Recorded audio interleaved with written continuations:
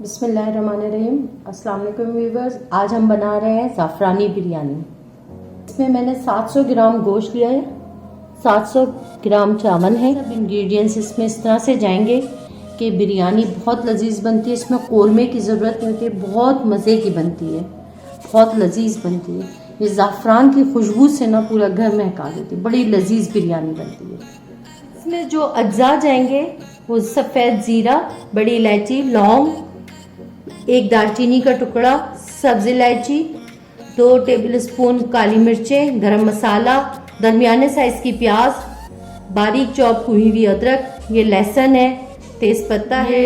थोड़ा सा दूध जाएगा, 7 से 8 ये जाएंगे आलू बुखारे, 6 से 7 ये बादियान के फूल, 1 कप ऑयल। हरा मसाला हमें चाहिए होगा, टमाटर, लीमू और हरी मिर्चें हैं, 4-5 हरी मिर्चें हैं, पुदीना, हरा धनिया, ज़ाफ़रान, दही, ये सब चीज़ें हमें इसे ऊपर से डालनी होंगी।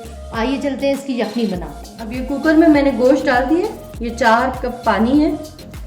इसको मैं इसमें गोश्त में डाल के और इसको यखनी बना लेंगे।